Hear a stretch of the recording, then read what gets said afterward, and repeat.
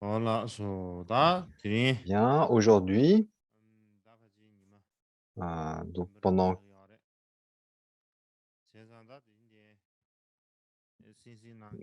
donc aujourd'hui, on est 7e jour d'enseignement. Heu,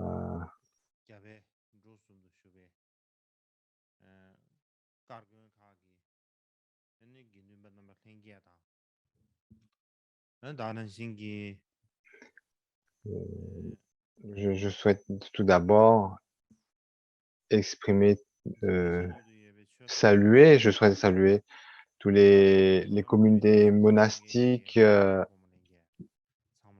installées en Inde, au Népal, au bout dans les régions himalayennes, ainsi aussi, offrir mes, salutations à toutes les autres sanghas qui nous sont notamment connectés, par internet. Donc à vous tous, je vous adresse mes salutations et aujourd'hui, le sujet de l'enseignement donc porte sur les Upanishads, en parlant notamment du point de vue bouddhiste. D'un point de vue bouddhiste, on parle donc de ces textes comme étant des textes, non bouddhistes, hein. L'Up Ensuite les Upanishads, comme on avait évoqué, on en avait déjà parlé à propos des Upanishads, notamment comme quoi la partie des Upanishads en fait, heu, développait, l'aspect philosophique, à quel point, la philosophie ou les vues philosophiques commençaient à se développer au travers des Upanishads et on va continuer sur ce sujet. Donc comme vous pouvez voir sur cette diapo, lorsqu'on parle de la philosophie dans les Upanishads, il y a, heu, donc il parle de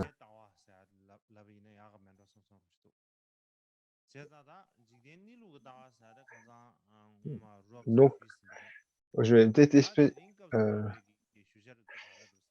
donc là sur la donc un rappel des notions de base, il y avait sur cette diapo et en résumé, donc on avait évoqué, 2 principales, 2 principaux sujets en fait lorsque l'on parlait, heu, des philosophies Upanishads. La première c'était la nature du monde et le 2e sujet était le but ultime de du cheminement spirituel. Donc donc les donc non seulement un des sujets, donc des 2 sujets, le premier portait sur la nature du monde, notamment en parlant de lorsqu'on parlait, on a introduit le c'est là-dessus, on voit l'introduction du mot samsara et puis là, donc le deuxième principe pour sujet et donc porte sur la réalisation ultime d'une certaine façon, vers qu'est-ce qu'on cherche par, notre cheminement spirituel? Quel est le résultat le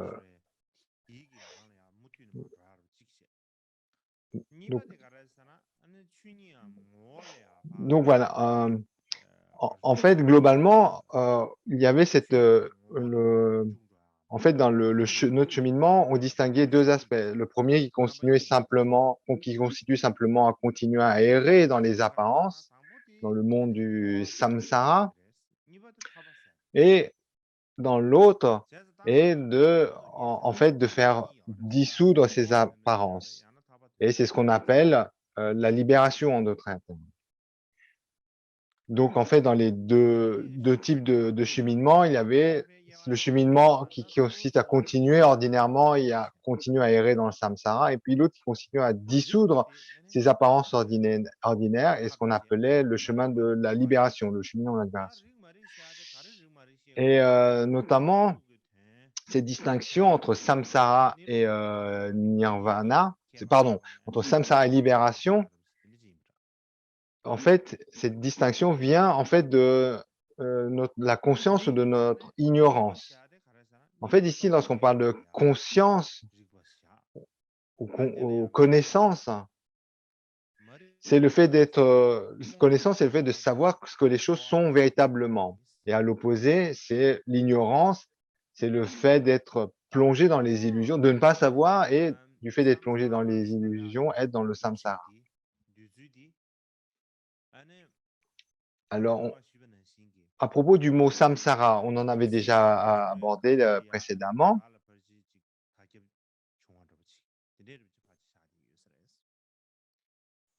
Donc, le mot samsara devint vraiment très abouti dans. En fait, le mot samsara commençait à se développer dans les brahmanas et donc les vues étaient vraiment développées, abouties dans les Upanishads. Et notamment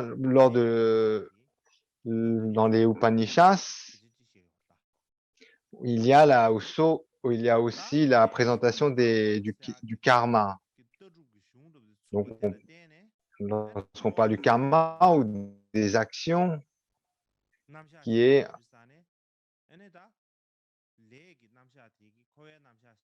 donc voilà, dans les Upanishads, on établit d'une façon rodée la notion de samsara et karma.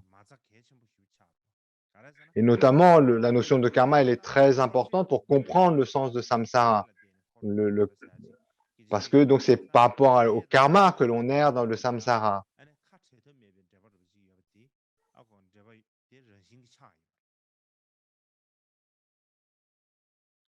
Donc il y a tout naturellement donc un lien intime entre le karma et le samsara.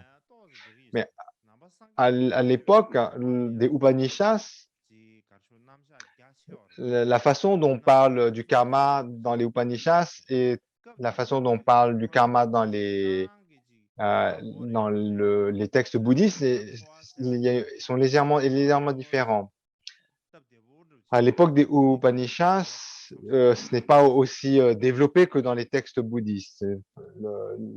La description du karma n'est pas aussi élaborée, aussi compliquée que dans les textes bouddhistes. En fait, dans les Upanishads, qu'est-ce qu'on dit? On dit que la vie est le résultat du karma qui vient voilà, qu'en fait, par la force du désir vient la conscience et la mise en mouvement de la conscience, donc produit des actions du corps, de la parole, et à cause de cette accumulation d'actions avec le corps et la parole, eh bien, vient donc une accumulation de karma dont le mûrissement et non, voilà, une accumulation d'actions qui va produire un mûrissement déterminé. Et notamment, cette vie est le résultat du karma de vie passée. Et qu'on ait une bonne vie ou pas dépend en fait des actions qu'on avait accumulées dans les vies passées.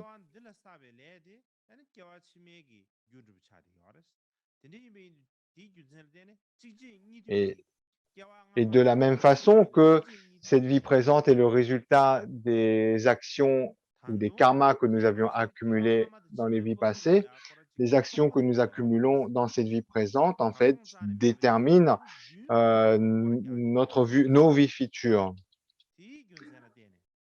Et ainsi, on aperçoit donc ces notions de cycle. Hein. Et en fait, c'est de là que vient le mot samsara. En fait, le sens du mot samsara signifie retourner. Il y a cette notion de cycle, de toujours retourner dans un cycle.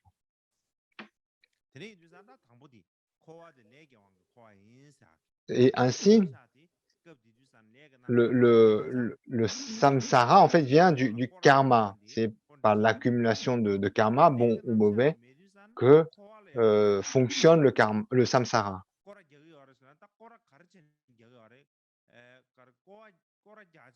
En fait, si il n'y a pas de la notion de karma, donc en fait vient la question de comment vient le samsara, comment vient les vies passées, les vies futures.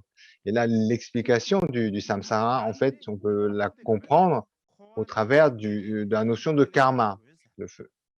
Ensuite, deuxième point,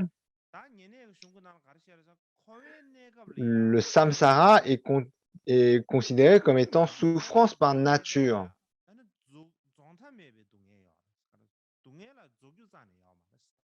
Et donc, déjà dans les Upanishads, on décrit le samsara comme étant des souffrances sans fin.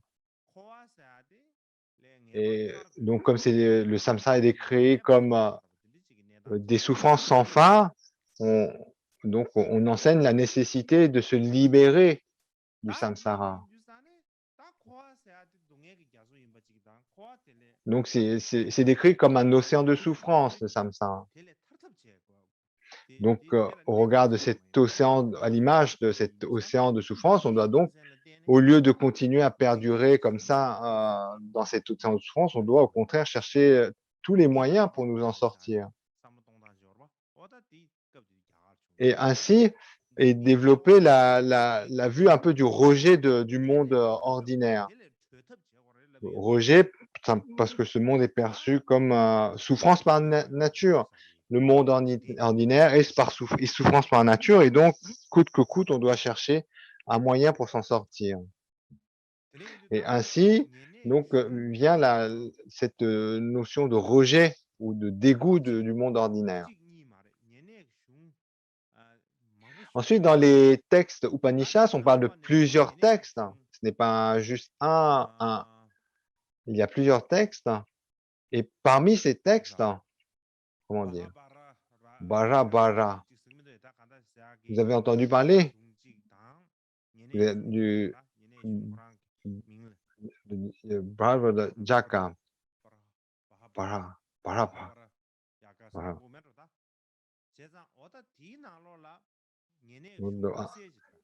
Donc ça, c'est un des Upanishads qui s'appelle ainsi. Et dans la particularité de ce texte, c'est que il souligne la notion de Atman, ou d'un soi, d'un soi, un soi qui serait immortel. Le Atman dans.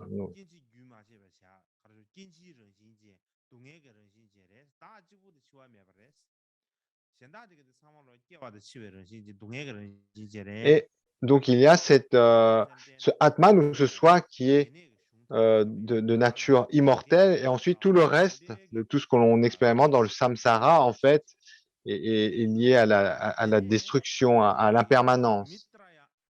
Et cette vue donc d'un Atman, d'un soi qui serait immortel et qui évoluerait dans un samsara impermanent, devient une vue très répandue.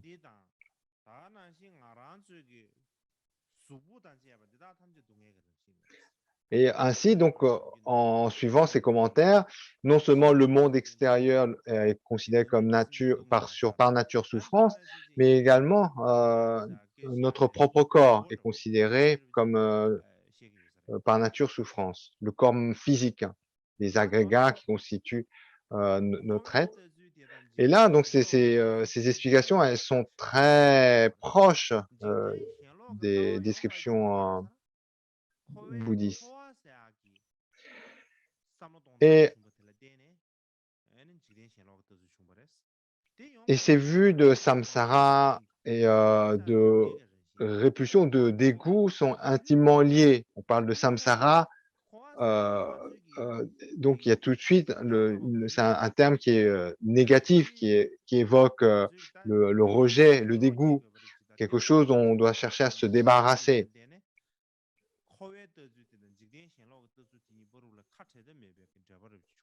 Et donc c'est pour cette raison qu'il y a vraiment donc ce lien intime entre l'aversion ou le dégoût et la notion de samsara. Vraiment, la notion de samsara est liée à quelque chose qu'on doit absolument se débarrasser, à quoi on doit absolument échapper. Et si quelqu'un souhaite traverser cet océan de souffrance qu'est le samsara, en fait, la méthode enseignée consiste à demeurer dans une concentration méditative, un équilibre méditatif sur la nature ultime des choses. Et c'est en demeurant dans un tel état méditatif qu'on peut accéder à un bonheur inaltérable, à la libération.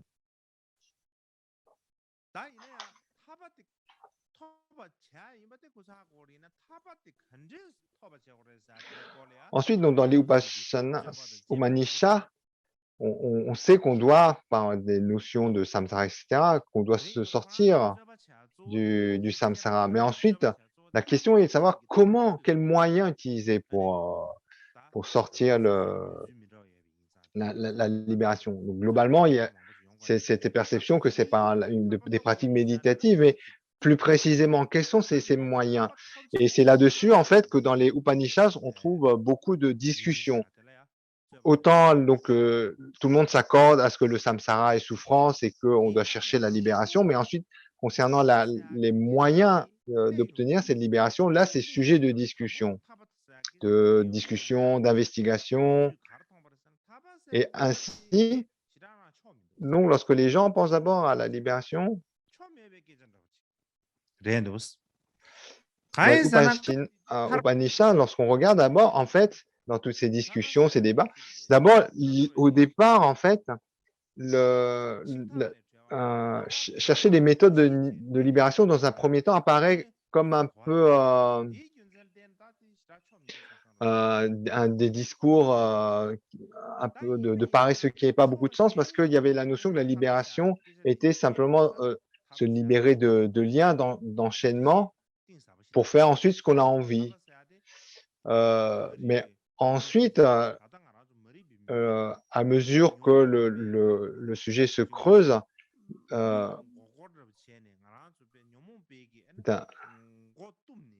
donc d'un point de vue, une perspective différente apparaît,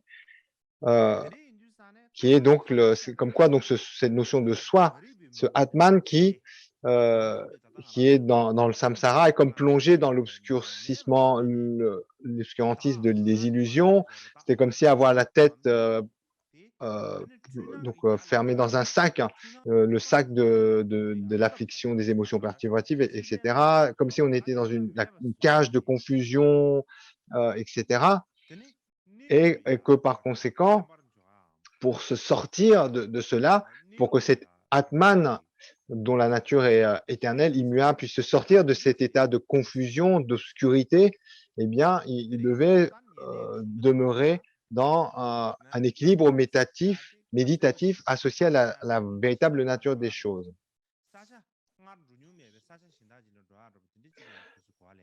Et ainsi, en fait, lorsqu'on parlait du but ultime dans les Upanishads, ce n'est pas du tout le but ultime du cheminement spirituel n'était pas d'aller dans un pays où on n'a jamais été auparavant. La méthode du cheminement vers l'ultime était en fait donc de trouver le moyen de découvrir notre nature innée, la nature propre de soi.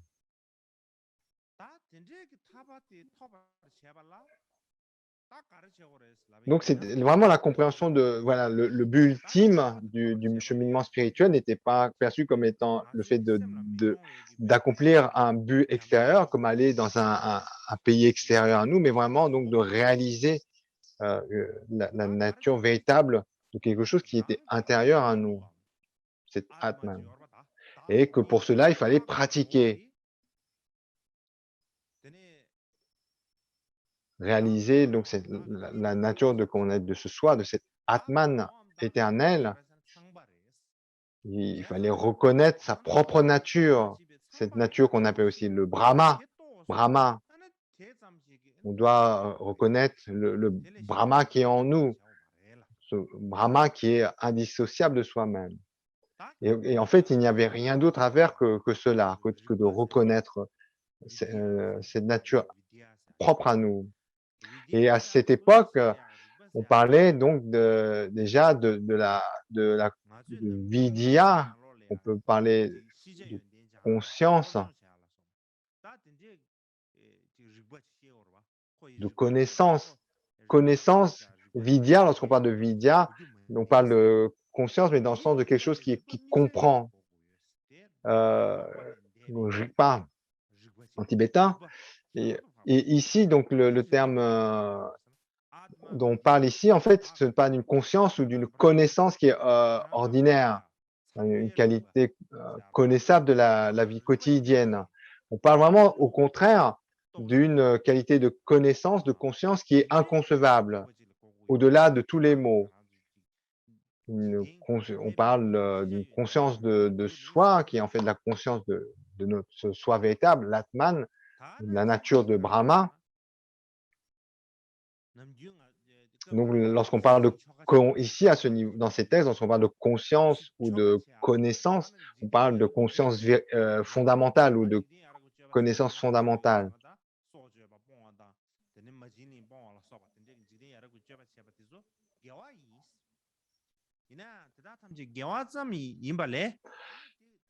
Ensuite, dans ces textes, il y a, comme on a évoqué, le poids de nos propres actes. Donc ainsi, certains actes étaient considérés comme négatifs, voler, tuer, etc. Et à l'opposé, le fait d'accomplir des rituels d'offrande était considéré comme vertueux, etc.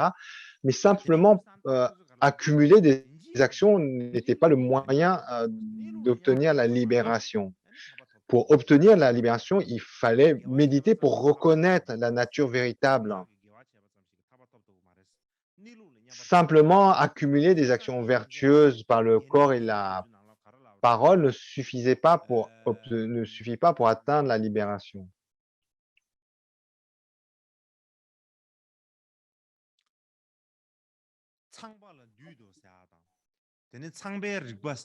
Ainsi, lorsqu'on parle dans ces textes de conscience de Brahma ou la conscience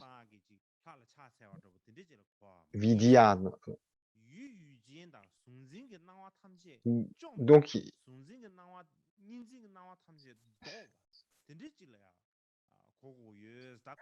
donc ici, par ces mots, on ne désigne pas une conscience ou une connaissance ordinaire qu'on vient de dire, mais vraiment une compréhension fondamentale sur la nature des choses. Et notamment, lorsqu'on parlait ainsi de conscience de Brahma, on parlait, par exemple, dans des expressions comme conscience de Brahma ou je m'incline devant Brahma dans les Upanishads, ce genre d'expression désignait le fait qu'il fallait chercher à surmonter les apparences sujet-objet, apparence de quelqu'un qui perçoit et des choses qui sont perçues.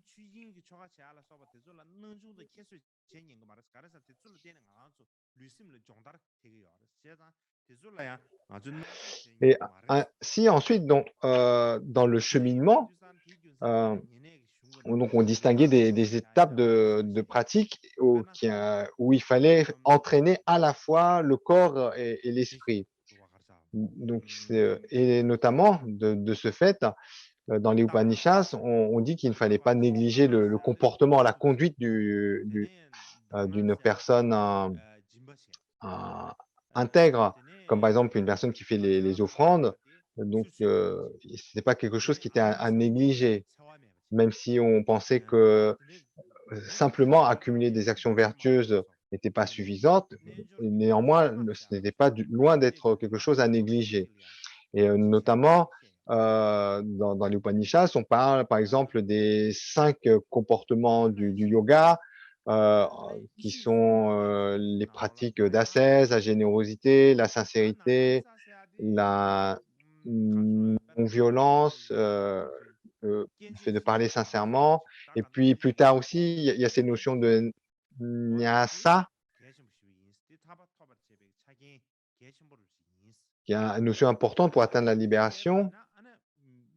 Cette notion, en fait, qui vient du fait qu'on ne soit attaché à rien, et que s'il y a cette absence d'attachement, eh bien, les, euh, les afflictions négatives, en fait, naturellement, s'apaiseront.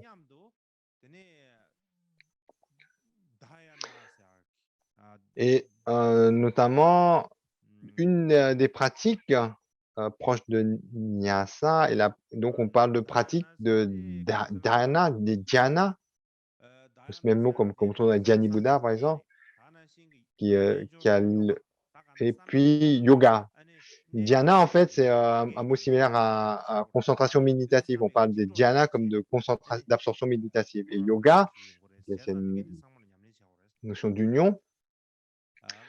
Et il y avait donc cette idée comme quoi il était nécessaire de combiner la concentration méditative, dhyana, et les pratiques d'union corps-esprit, quand on parle corps-esprit, oui, yoga, et cette combinaison, donc on l'appelait aussi dhyana yoga, dhyana.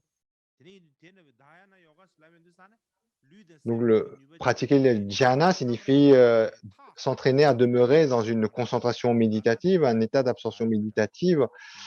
Et la notion de yoga impliquait en fait euh, des pratiques qui mettaient en œuvre le fait d'unir dans notre pratique la force du corps et de l'esprit. Et, et ainsi s'éloigner des distractions de la vie ordinaire. Et au milieu de la période des Upanishads, en fait, ce type de pratique suscita un grand intérêt.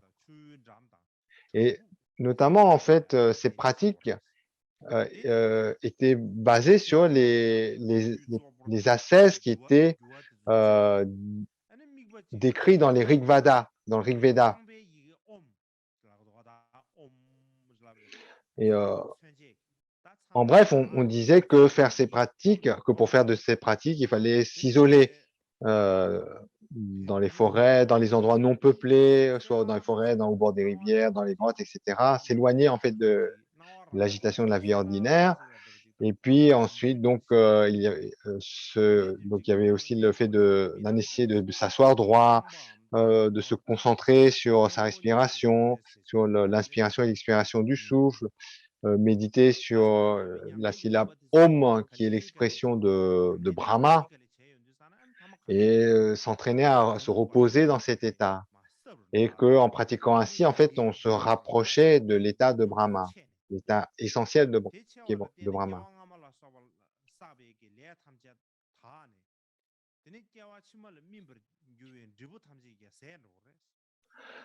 Et ainsi, en fait, le fait de s'engager dans ces différentes étapes de pratique, eh bien, on devait observer l'apaisement des afflictions, des perturbations de l'esprit, des empreintes négatives qui ont été accumulées depuis les vies passées, et que la conscience vidya, donc conscience au sens fondamental du terme, en fait, allait s'ouvrir de plus en plus, que les karmas des vies passées, eh bien, progressivement allaient se purifier, et donc de ce fait, de cause à effet, eh bien, les résultats mûriront dans euh, donc en fait, on allait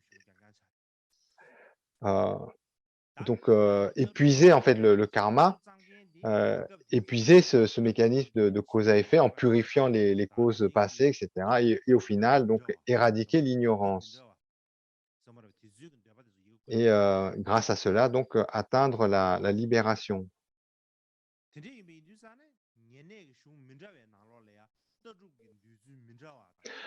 Et comme on l'avait évoqué, il y a différents Upanishads, et notamment une douzaine qui sont anciens, et dans laquelle, en fait, euh, est examinée la philosophie décrite dans les Védas, les affirmations des différents sages de cette époque. Tout cela a été consigné par écrit, et dans ces Upanishads anciens, on trouve des affirmations d'idées qui sont contradictoires ou conflictuelles. Et c'est la raison pour laquelle, à la fin de la période des Upanishads, en fait, de nombreuses écoles philosophiques différentes se sont répandues, et qu'on parle ainsi ensuite de l'âge de la philosophie.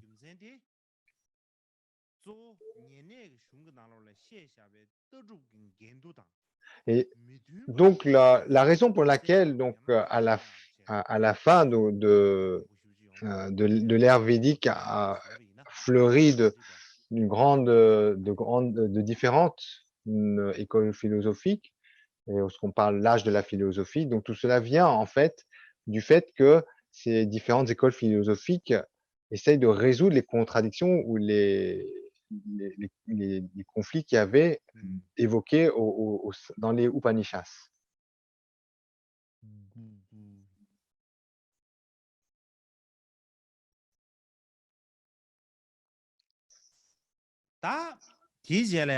Ensuite,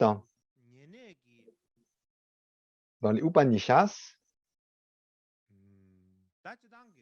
en général, dans les Védas, d'une façon générale concernant les Védas, les Brahmanas, puis les Upanishads,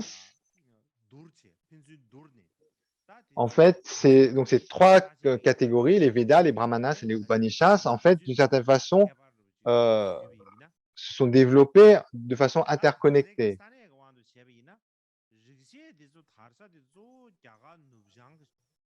Donc, ensuite, donc pour comparer ces Védas, Brahmanas et Upanishads, tout d'abord, concernant leur lieu d'origine, les Védas, en fait, sont originaires de la vallée du Punjab, au nord-ouest de l'Inde.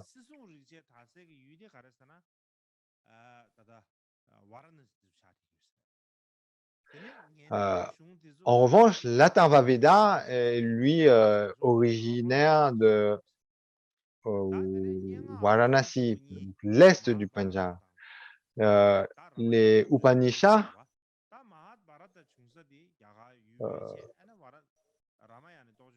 donc on en trouve au nord et au sud de l'Inde. Et quant aux deux grandes épopées, donc le premier est le Mahabharata, le deuxième Ramayana,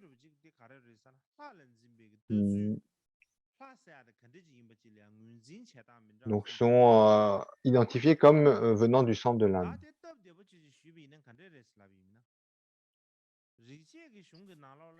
Alors, la littérature des Védas, des Brahmanas et des Upanishads, pour continuer à les comparer, présente des points de vue différents sur les dieux. Donc, pour dire ça d'une façon simple, dans les Védas, les humains font des offrandes à des dieux qui sont perçus comme externes, liés donc à l'environnement extérieur, aux éléments extérieurs.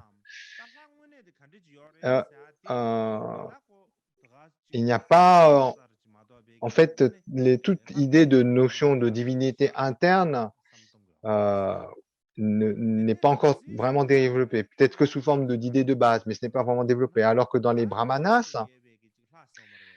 les humains, en fait,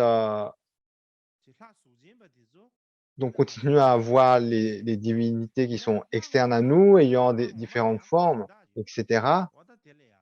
Donc il y a toujours des différentes divinités extérieures à qui on leur adresse des offrandes, mais vient la notion de Dieu réel, des dieux véritables qui, eux, en fait, sont connectés à nous d'une façon plus intérieure.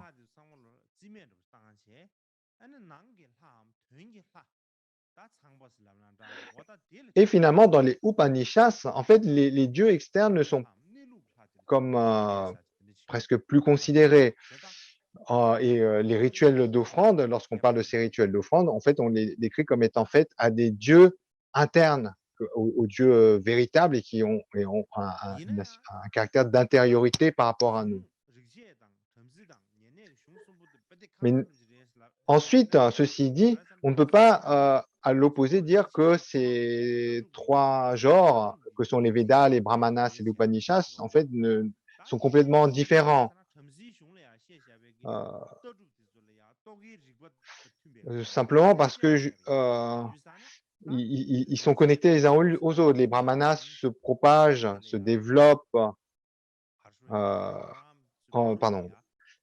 Les Brahmanas développent la philosophie des rituels décrits dans les Védas et les Upanishads étudient la philosophie enseignée dans les Brahmanas. suivant une étude qui est plus intellectuelle, plus rigoureuse, hein, rationnelle, oui, plus, suivant plus une logique de raisonnement.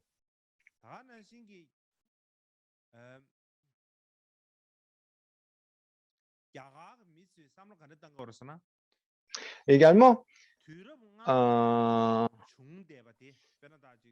il est difficile ensuite de classer les Védas, les Brahmanas et les Upanishads de façon chronologique, comme on l'avait déjà évoqué. Par exemple, parfois, à la fin d'un Veda, apparaît des mots, des notions d'une Upanishad ancienne, et parfois, on trouve des notions, des mots ou des notions dans dans les Brahmanas tardives, à la fin d'une Upanishad. Et en fait, dans la culture indienne, qui est une des particularités de la culture indienne, est qu'elle ne se soucie pas trop le fait de savoir que si quelque chose est apparu de façon antérieure, eh bien, euh, qui est bien nécessairement, elle ne peut pas euh, être réapparaître ou apparaître à une époque ultérieure. Euh, Donc, par exemple, des hymnes des Védas sont apparus à l'époque des Brahmanas, certains textes des Brahmanas sont apparus à l'époque des Upanishads. Et en fait, pour dire d'une façon simple, il y a un chevauchement en fait entre ces genres. Si on veut parler de périodes, en fait, il y a un chevauchement entre les périodes des Védas, période des Brahmanas et période des Upanishads. En fait, ces trois genres sont, comme on vient de dire, interconnectés. Et ensuite, donc ça, dans la culture indienne, ça ne posait pas de problème que des Védas s'appuient sur des Brahmanas ou des Upanishads, etc. Il n'y avait pas un souci chronologique. Euh,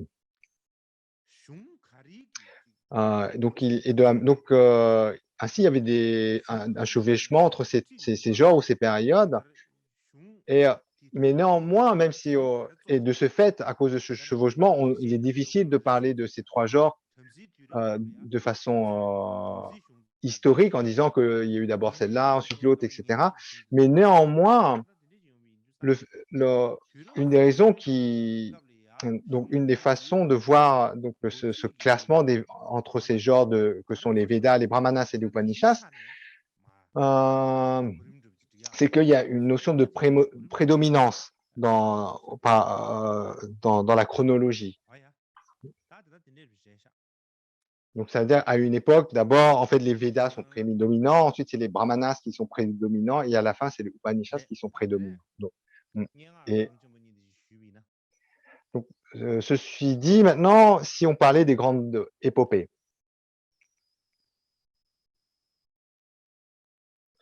Voilà, donc, en d'autres termes, si on veut situer en fait l'importance de ces trois genres que sont les Védas, les Brahmanas et les Upanishads, donc on peut dire en général que dans un premier temps prédominaient les Védas, puis les Brahmanas et les Upanishads, et ce qui donnait au final l'émergence des écoles philosophiques. Donc concernant maintenant les deux grandes épopées, donc à la fin de l'époque védique, donc il n'y avait pas simplement à la fin donc les Brahmanas et les Upanishads. Donc, une œuvre il y a les œuvres de référence. Dans les œuvres de référence, il y a notamment les deux fameuses grandes épopées. Donc, ce sont des poèmes, en fait, ce qu'on appelle les grandes épopées, en fait, sont des poèmes extrêmement longs, très élaborés, qui décrit en fait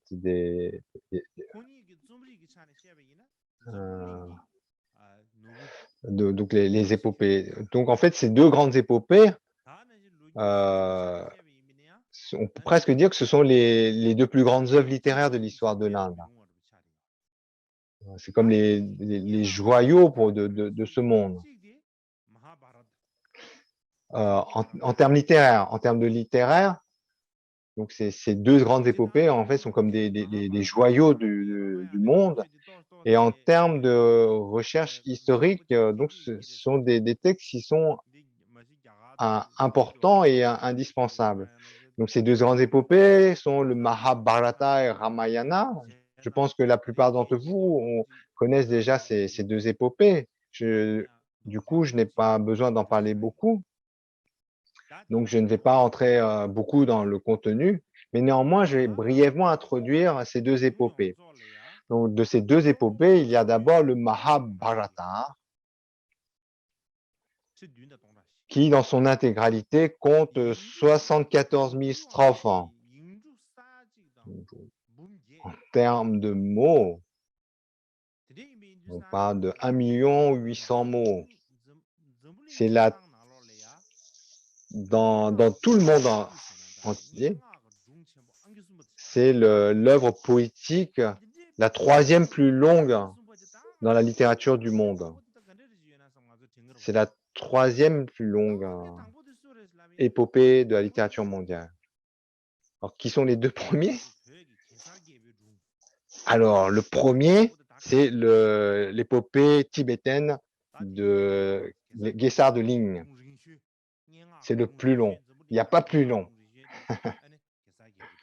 C'est le plus long poème épique du monde. Donc, l'épopée de Gesar de Ling.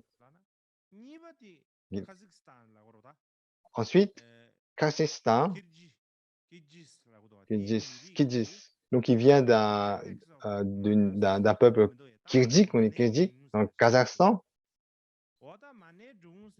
qui est appelé l'épopée de Manas.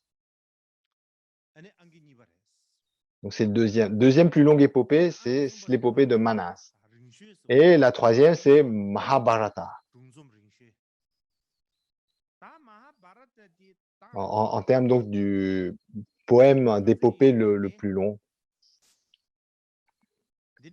Alors, à quel point le Mahabharata est long, pour l'expliquer de façon qui est parlante, si une personne devait la réciter sans marquer de pause, ça lui prendrait 2 semaines. 2 semaines pour réciter l'intégralité de ce poème d'épopée qui est le Mahabharata. Si une personne, en fait, voilà, sans marquer de pause dans la journée, réciter, ça lui prendrait 2 semaines. Alors, ensuite, il y a cette épopée a été mise en écrit entre le moins 300 ans à plus 500 ans. 300 ans avant notre ère et 500 ans de notre ère. Et donc, ça s'étend. La composition de cette œuvre s'étend sur plus de 800 ans.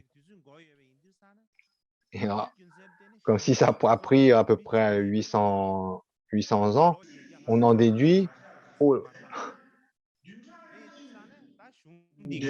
voilà, on déduit qu'il n'y a pas qu'un seul auteur.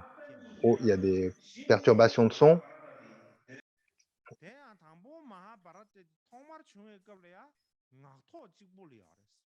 Donc, il y a dû avoir plusieurs auteurs de cette épopée.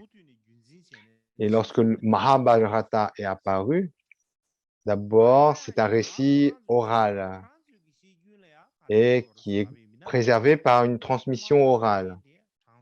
Et ce n'est que plus tard qui est rédigé par écrit.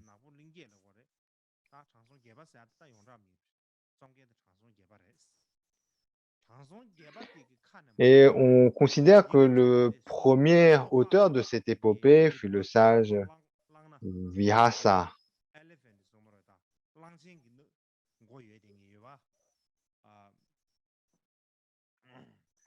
Et on dit qu'il a été récité oralement par Ganesha, la divinité à tête d'éléphant.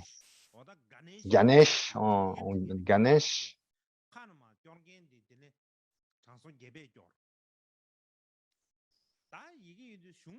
Et Et le texte est tellement long, l'épopée est tellement long. Oui, donc le premier auteur, on dit que le premier auteur, c'est le sage Vyasa, mais ensuite, que cette épopée a été mise par écrit par Ganesha. Et comme l'épopée est très longue et, et que Ganesh a écrit très vite pour pouvoir pour donc et on dit qu'il a écrit très vite cette épopée est très longue aussi bien qu'il a complètement usé son stylo, enfin, ce qui lui servait de plume, sa plume, et puis et donc pour pouvoir achever l'écriture de cette œuvre, il n'avait pas d'autre choix que de s'arracher sa défense droite et l'utiliser comme plume pour finir l'œuvre. Et c'est pour ça on dit dans la mythologie indienne que c'est la raison pour laquelle Ganesha n'a pas de défense droite. Parce qu'il a utilisé comme plume pour pouvoir achever l'écriture du Mahabharata.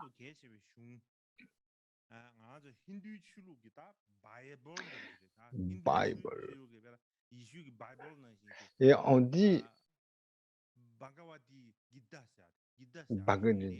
en fait, dans le Mahabharata, il y a une partie qui est vraiment sacrée, qui est un peu comme la Bible dans la religion, la tradition chrétienne. Et donc, cette partie, c'est le Bhagavad Gita. Donc, ce texte très célèbre, Bhagavad Gita, le Bhagavad Gita. Donc, c'est un des textes les plus sacrés dans la littérature indienne. C'est donc un texte sacré dans l'hindouisme. Et ce texte se trouve dans le Mahabharata. Et on dit que le grand maître Jonantaranata en a traduit certains passages, mais je ne sais pas si ces écrits existent encore de nos jours. Et plus récemment, au XXe siècle, Gendun Chöpel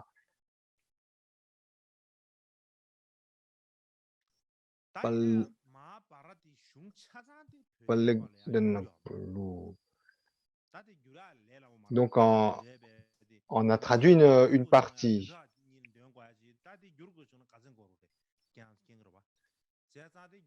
Donc,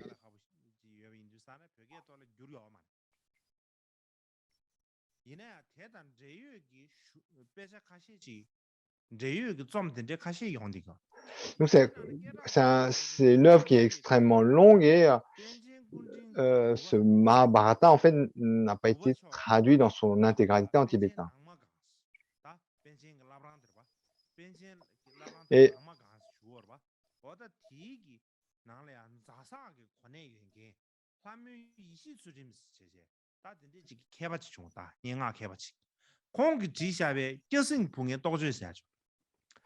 oui, aussi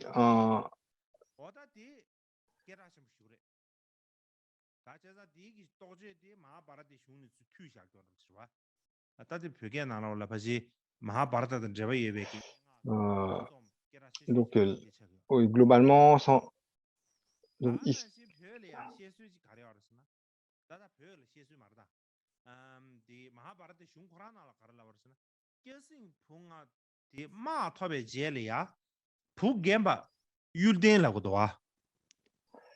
donc, donc donc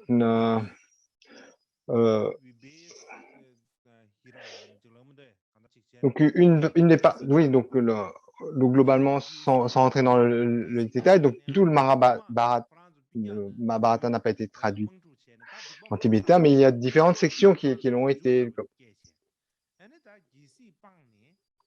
Et,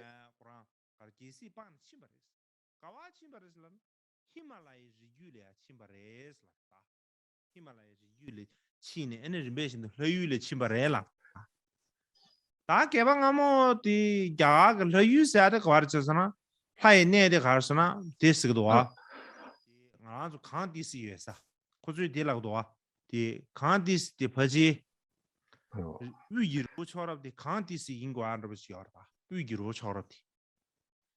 Kanti ingo barabchi. Kanti da la nesa la wonju chimo nesa da la yu ru ti ne Hindustan. Tene la yu sa de pa ji phela pho ya. Tene ji keba khashi la gu ta. Et oui, donc ensuite, donc, donc, en résumé, bon, on va revenir peut-être après. Donc le premier roi du Tibet,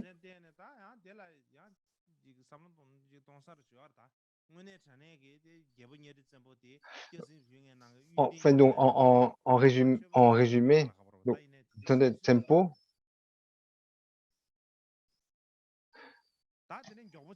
Donc,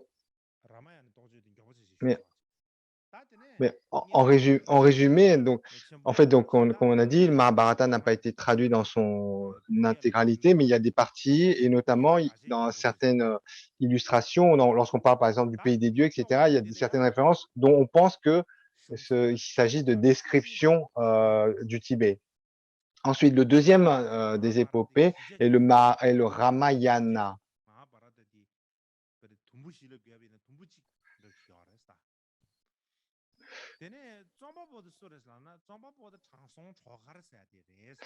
Donc il est plus court. Il fait à peu près le quart du Mahabharata. Et sa rédaction s'étend entre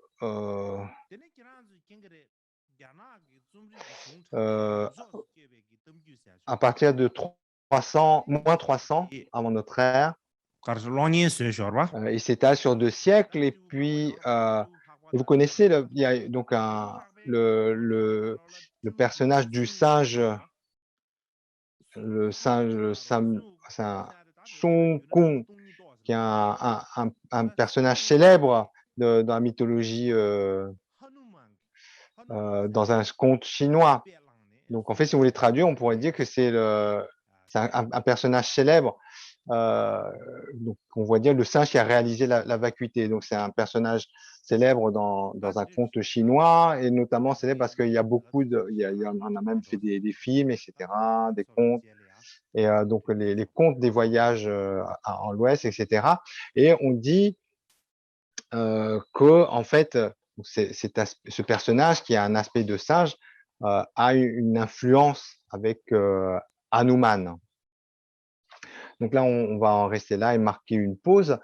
Et donc juste, je profite de cette pause donc pour terminer sur le Mahabharata, où donc en fait, en résumé, donc on avait dit que seulement certains passages ont été décrits, dont notamment ensuite on parle de le passage de la fameuse histoire des 5 fils de Pandu qui était rédigé à l'époque du 9e Panchen, etc. Donc ensuite, il y a quelques détails comme ça.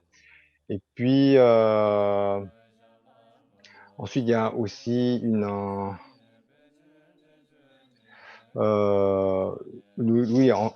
des références par rapport au pays des neiges, dont à un moment, lorsqu'il parle d'un roi qui abandonne son royaume pour partir dans les contrées divines, en fait, certains experts pensent par rapport à comment les termes sont utilisés, que ce pays divin, en fait, fait référence au pays des neiges.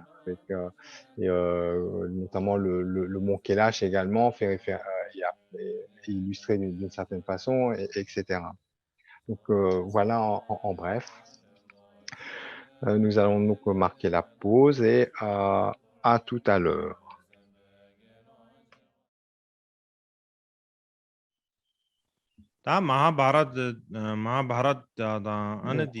Les Mahabharata et le Ramayana, ces deux épopées, si on les comparait, donc on peut dire le Mahabharata raconte les conflits guerriers 13 siècles avant notre ère, et puis il parle également principalement des régions proches de l'actuel Delhi.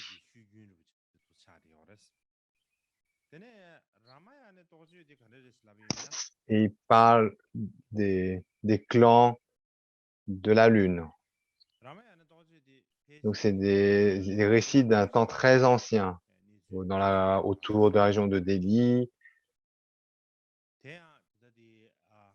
Et quant au Ramayana, c'est une épopée qui décrit des événements autour du XIe siècle avant notre ère. Et il parle du clan ou de la lignée du soleil.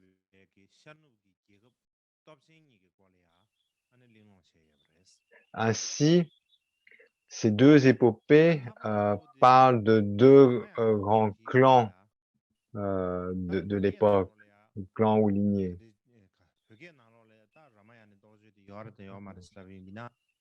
Alors ensuite, concernant le Ramayana, est-ce que ce texte existe en tibétain ou pas?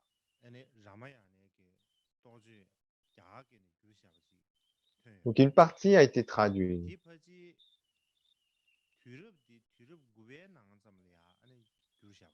Dans les caves de Dunhuang, autour du 9e siècle, donc c'est une ancienne traduction. Ensuite, au 15e, un disciple de Tsongkhapa, Shangshung Chuangdrapa, qui a écrit un poème célèbre en relation avec l'histoire du Ramayana. Ensuite, plus tard,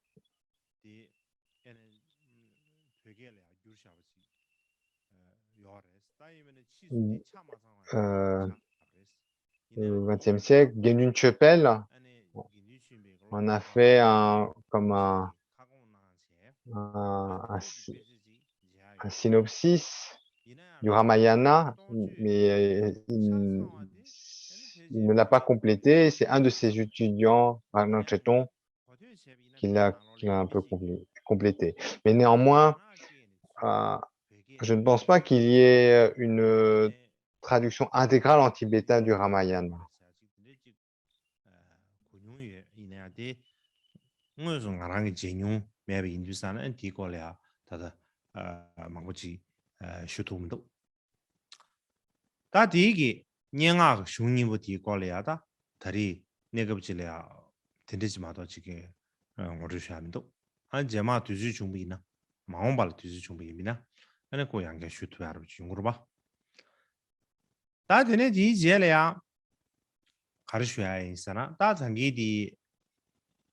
Mahabharata di gebo gaje am ramane doje di nalo le ya ane Ensuite,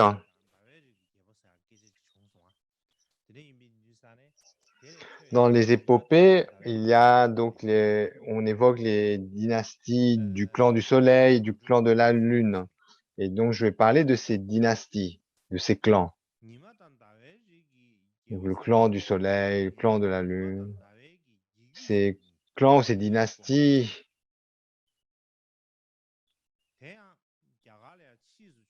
en fait, c'est que des lignées, on parle de lignées royales. En Inde, il y a dans les Puranas qu'on avait évoqués de la littérature védique,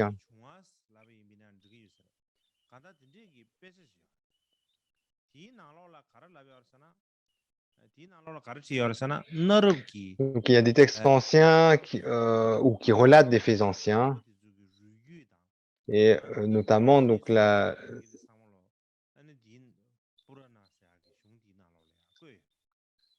donc ces récits épiques qui d'abord étaient transmis de façon orale, ont été en fait donc consignés dans les Puranas. Et dans le Mahabharata, le roi Bharata avait deux fils, Dhritarashtra et Pandu.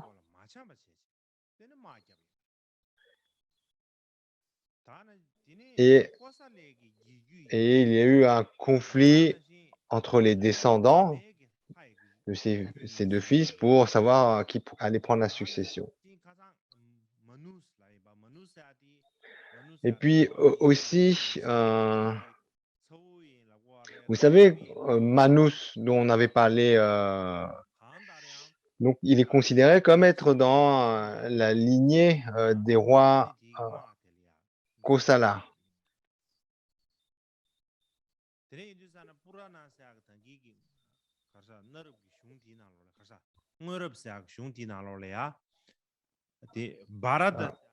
Donc dans les Puranas, il y a les récits des anciens temps, des anciens temps.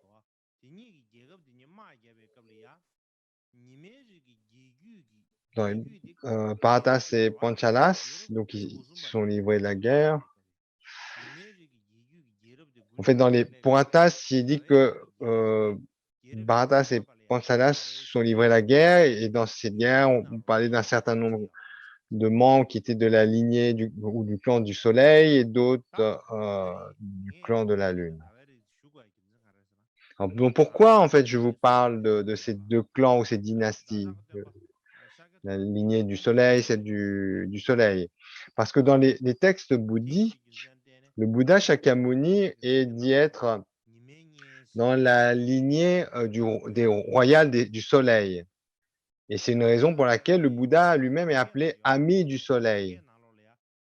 Donc, ce n'est pas écrit écrit en tibétain, mais en chinois, un texte traduit en chinois de Nagarjuna. Donc, c'est une œuvre de. Donc, c'est un texte sur la Prajnaparamita, Wamas.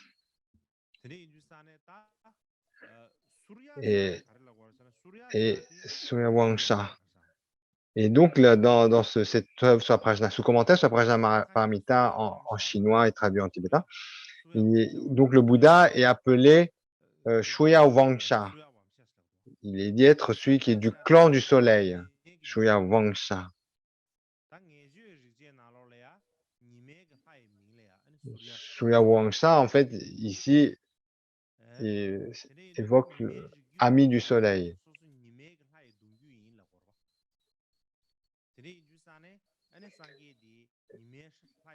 Et en fait, ces appellations, elles sont là pour évoquer que le Bouddha vient de la lignée des rois du soleil, de cette dynastie du soleil.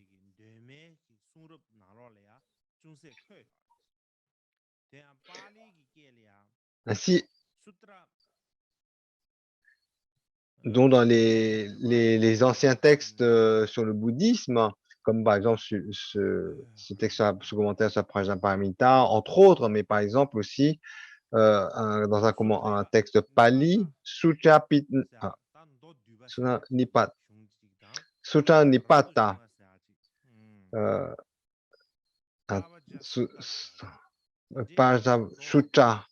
Pajava Sutta.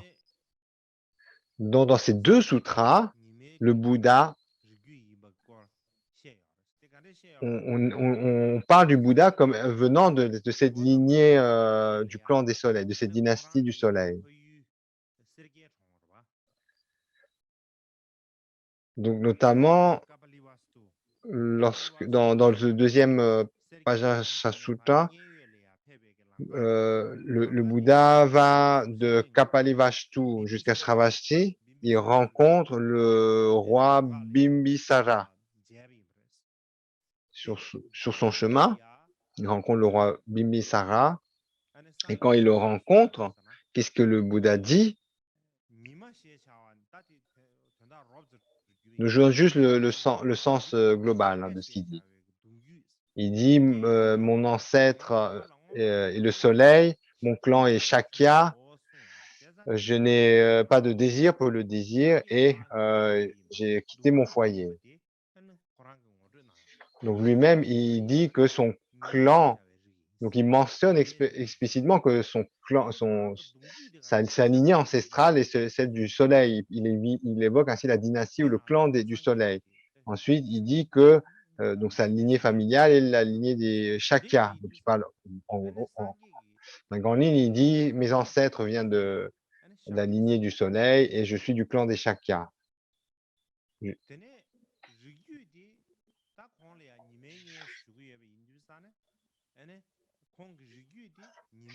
Et ainsi, donc, notamment, puisque lui, on l'appelle, ou il s'appelle l'ami du soleil, en fait, c'est la raison de cette appellation vient du fait que il vient Ichaku. Il vient donc il a ses ancêtres du clan du soleil et notamment du roi Ichaku.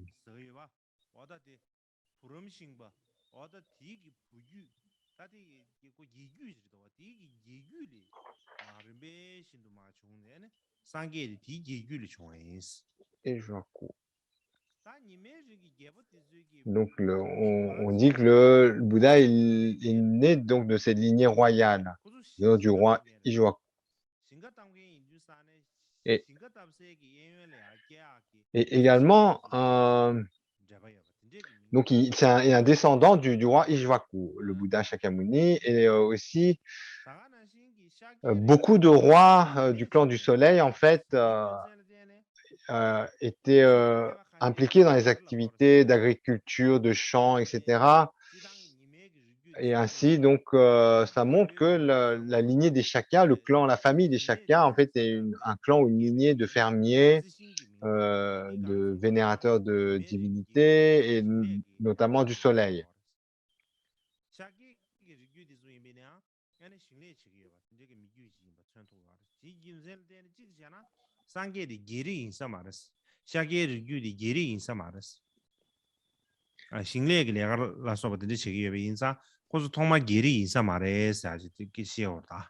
Et donc, de ce faire, on peut se demander si ça met un peu en question le fait que le Bouddha vient d'une caste, de la caste des dirigeantes, donc il viendrait plutôt d'une caste de fermiers.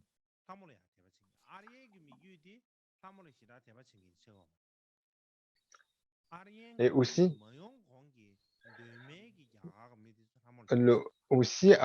initialement,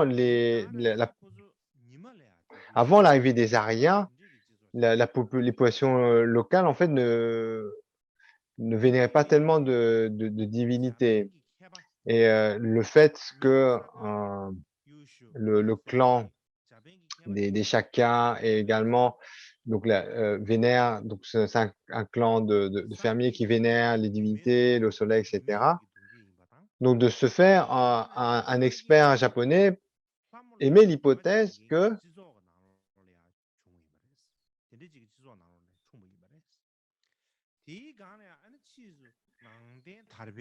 en fait le bouddhisme est apparu au sein donc de cette lignée ayant un grand culte du soleil, des divinités. En raison de cela, en fait, lorsque le bouddhisme se développe par la suite, dans le Mahayana et le véhicule des mantras secrets, le Bouddha est perçu comme étant Vairocana. Et la raison pour laquelle dans le Mahayana et le véhicule des mantras secrets, le Bouddha est perçu comme étant Vairocana,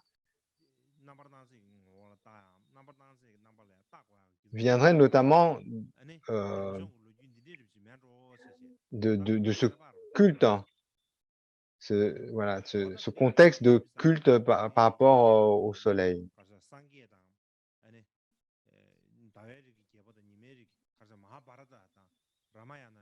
Et ainsi, donc, c'est ces deux dynasties qui sont évoquées dans les deux épopées qu'on vient de décrire. Et par rapport à ces deux dynasties, le clan du soleil, ceux de la lune, tel que développé dans les deux épopées, Mahabharata et Ramayana.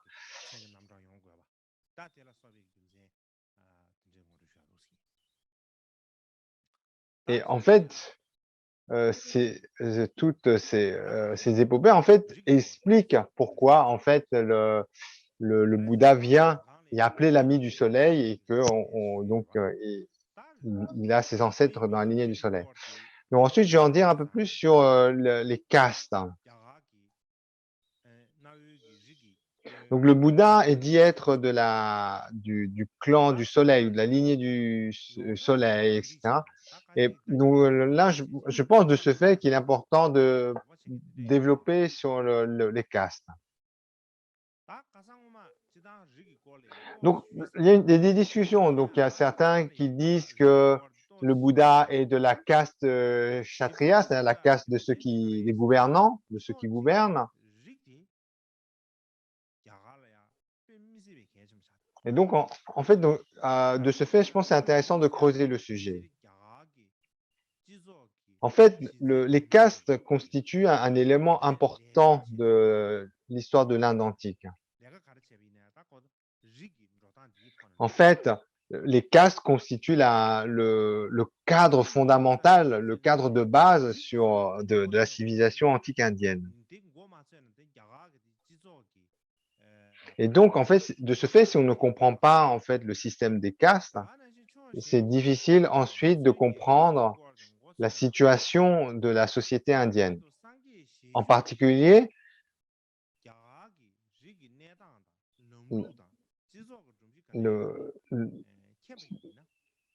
tout le sujet des castes, la situation des castes, les traditions associées.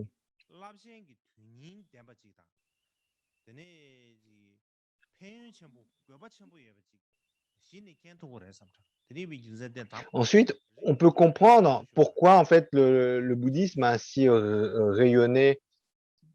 En fait, voilà,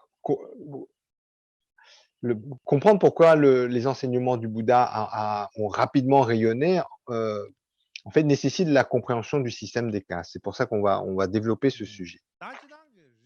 Donc, en général, lorsqu'on parle des castes, donc il y a longtemps, en fait, donc d'où vient en fait les castes?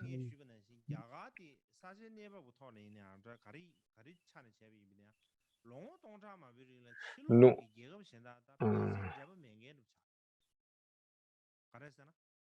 Donc, sur une période de plus de 1000 ans, l'Inde n'avait très peu de contact, presque pas, avec les autres pays, comme on l'a évoqué, en raison de sa situation géographique, du fait que trois de ses côtés étaient entourés par des mers et que l'autre côté restant était par les chaînes himalayennes. C'est un pays qui était très isolé géographiquement. Et de ce fait, il y a eu très peu, en fait, l'environnement géographique, en fait, préservait l'Inde, isolait l'Inde des contacts extérieurs. Et donc, de ce fait, pendant une période de près de 1000 ans, l'Inde avait presque pas de contact avec des pays extérieurs. Et de ce fait, il y a des points positifs et des points négatifs. Alors, les points positifs, c'est quoi? C'est que ça...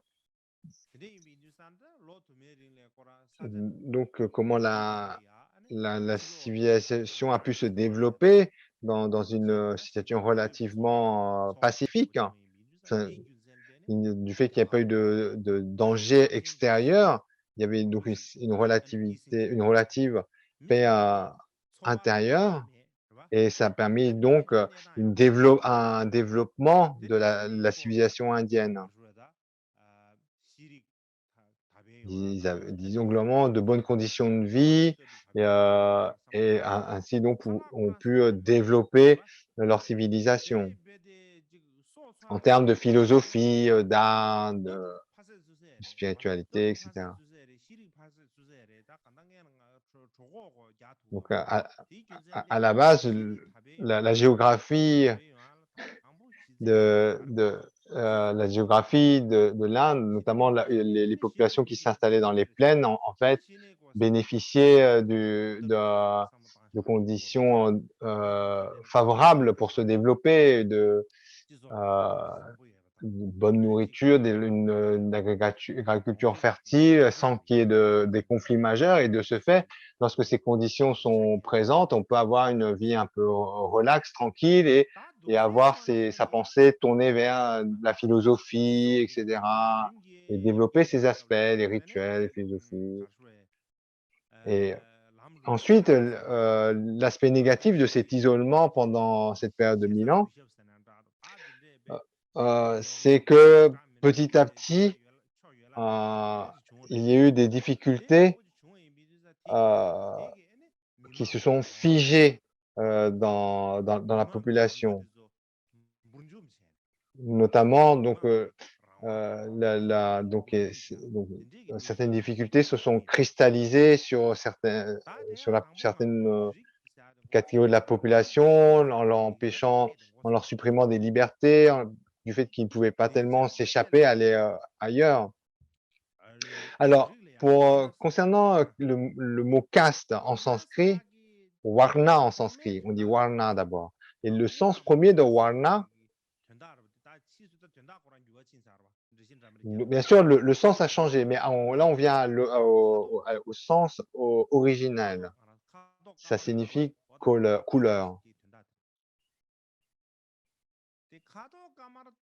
Comme par exemple, on parle de la couleur rouge, la couleur verte.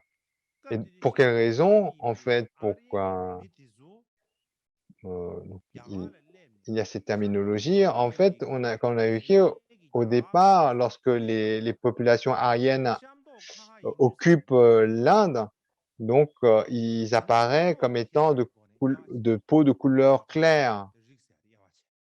Et puis les indigènes qui habitaient dans la vallée du Punjab, etc., eux étaient de peau sombre. Et donc ce qui distinguait les populations aryennes des populations locales, c'est la couleur de la peau.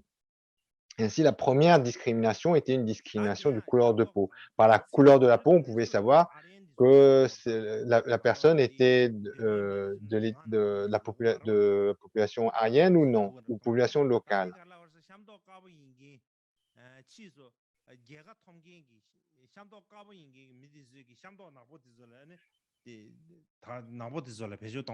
Et donc, au départ, lorsque les populations aryennes est venue envahir l'Inde, hein, donc il y a eu des conflits guerriers, ils ont gagné et donc ils ont mis la main sur les populations locales qui étaient de peau de couleur sombre.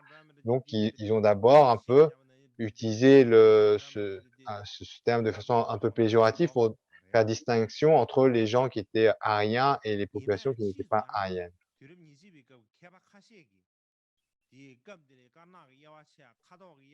Mais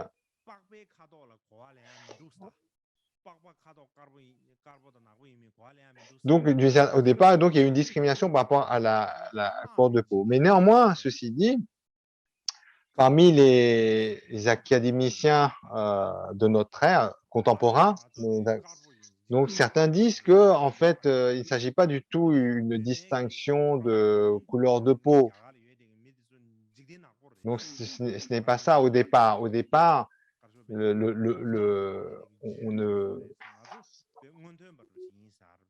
le mot de couleur claire ou couleur sombre,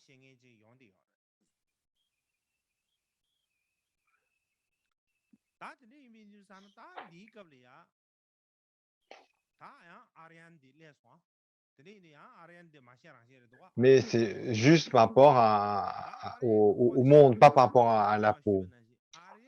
Donc, il parlait d'une culture qui était lumineuse par rapport à une culture qui est sombre.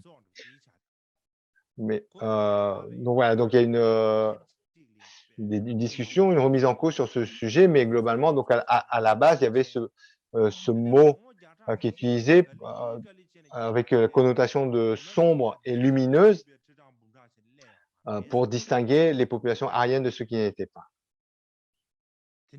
Ensuite, lorsqu'on parle des populations aryennes, comme on l'avait évoqué dans les sessions précédentes, les Aryens ne sont pas arrivés d'Asie centrale comme un unique groupe ethnique.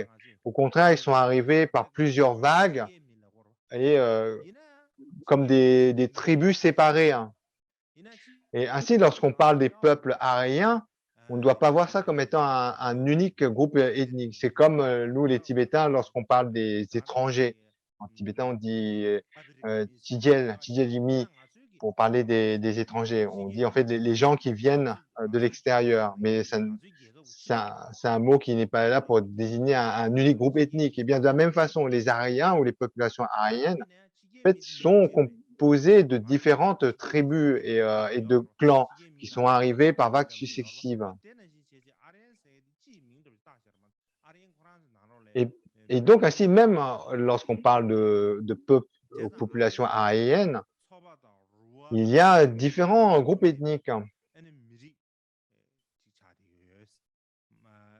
Donc, la population aryenne est composée de différents groupes ethniques et de différentes tribus.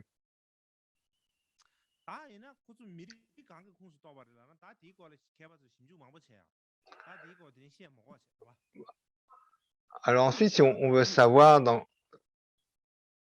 si on veut parler en termes de groupe ethnique, ça prendra beaucoup de temps. On ne va pas rentrer plus dans les détails.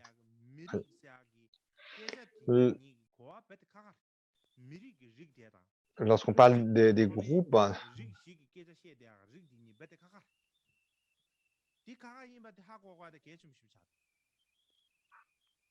donc lorsqu'on parle des castes, on doit en fait comprendre que c'est pas quelque chose d'aussi simple qu'une distinction de groupe ethnique. Et notamment, ne serait-ce que parce qu'à la base, les populations aryennes ne constituent pas une seule groupe ethnique, un seul groupe ethnique. Et justement, à la base, les différents groupes ethniques aryens, eh bien, ne se distinguent pas en forme de caste. Et donc, en fait, comment le système de caste s'est développé? Eh bien, ça, on en a déjà parlé. À la fin de la période védique, les populations aryennes ont commencé à se spécialiser dans leurs occupations avec la transmission de savoir-faire de père en fils. Et de cette spécification du savoir-faire, en fait, a engendré donc des castes. Donc, et ainsi, ceux qui devenaient experts dans les rituels constituaient la caste des brahmas. Ceux qui étaient experts dans l'art de la guerre et de la politique constituaient la caste des kshatriyas, etc. Et donc, ces différents castes n'étaient pas du tout basés sur des critères ethniques. Donc, ensuite, en effet, donc la quatrième caste, qui était constituée de ceux qui n'étaient pas aryens, constituait la caste inférieure. Mais autrement, donc les trois autres castes, les brahmanes, les kshatriyas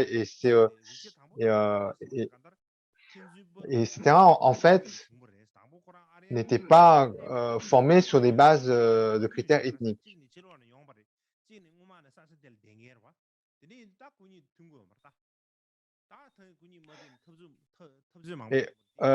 Et au départ, bon, il y a eu de nombreux conflits armés entre les populations aryennes qui débarquaient en Inde et les populations locales.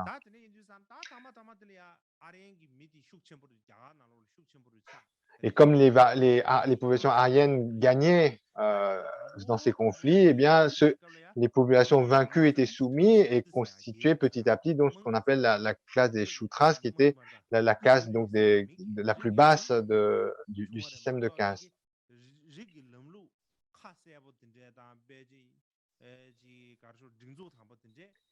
Et encore au départ, donc, lorsque les populations aryennes prennent contrôle sur les autres populations, à ce moment-là, le système de caste n'apparaît pas encore clairement. Il y a ces distinctions entre les Aryens qui vivaient de façon dominante, et puis donc les populations soumises, les populations locales soumises, qui en fait donc un traitement moins favorable. Mais à ce moment-là, le système de caste n'est pas encore mis en place. Mais à mesure que la civilisation se développe, vient donc apparaît cela. Alors tout d'abord, comme vous pouvez voir sur la diapo, tout d'abord, ce que vous voyez, c'est le prêtre qui est responsable des rituels. Donc il- au départ, qu'on avait dit, tout le monde pouvait faire des rituels d'offrande. Mais petit à petit, il y avait une spécialisation. Donc certains euh, pouvaient étaient habilités à faire des rituels, d'autres ne l'étaient plus. Et petit à petit, donc on distingue une catégorie de personnes qui étaient aptes à faire des rituels d'offrande. Et ces personnes, en fait, petit à petit, constituent la caste des brahmanes. Mais au départ, comme on avait dit, au début, les rituels étaient faciles, tout le monde pouvait les faire. Mais ensuite, à mesure que les brahmanes prennent le pouvoir, les rituels deviennent de plus en plus compliqués, plus sophistiqués. Et à la fin, donc, seuls, en fait, les prêtres brahmanes, en fait, pouvaient faire ces rituels de plus en plus élaborés.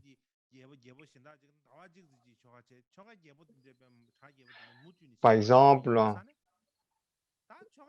un, un roi, donc il y a plusieurs rois à l'époque, plusieurs royautés, donc un roi qui décide de faire un rituel qui dure un mois, et puis etc. Un autre aussi qui veut faire de façon à peu près semblable. Et là, pour faire des rituels aussi longs, il fallait des prêtres qui savent en fait comment faire des rituels de plus en plus élaborés, plus solennels, etc.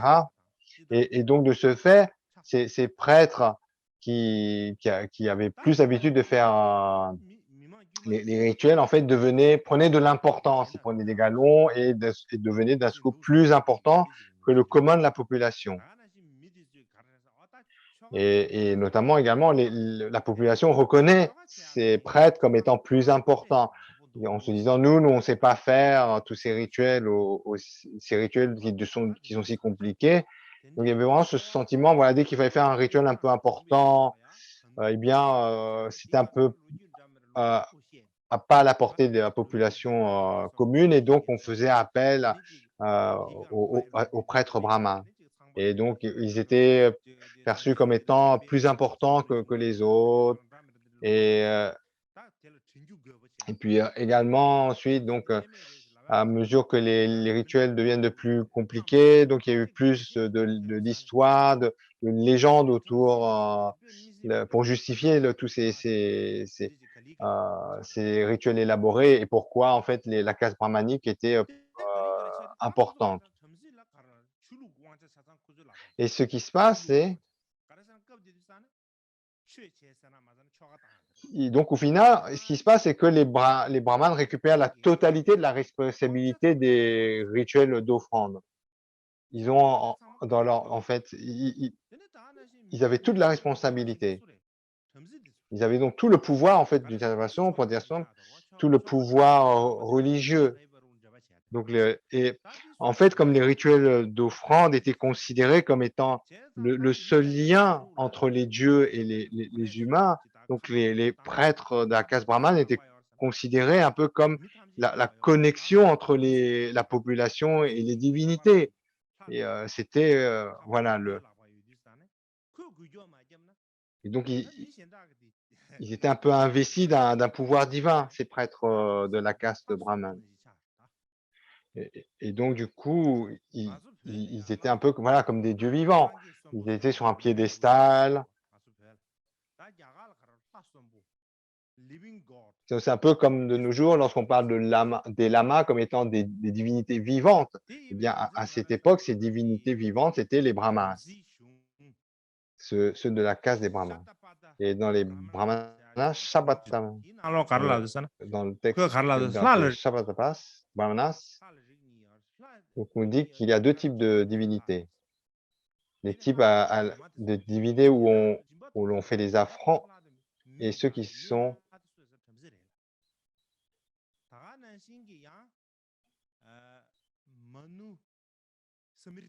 donc il y avait les divinités qui étaient à qui l'on adressait les offrandes et puis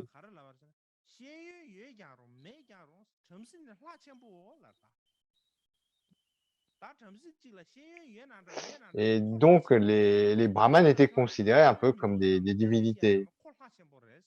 On dit notamment, les brahmanes étaient considérés comme des dieux. Donc, on trouve dans un des textes, on dit que qu'ils sont éduqués ou non, les brahmanes sont de grands dieux. Donc, en fait, on distinguait deux types de divinités, les dieux à qui on adressait les offrandes, et puis donc les divinités qui faisaient les offrandes, qui en fait les dieux humains, pour parler des brahmanes.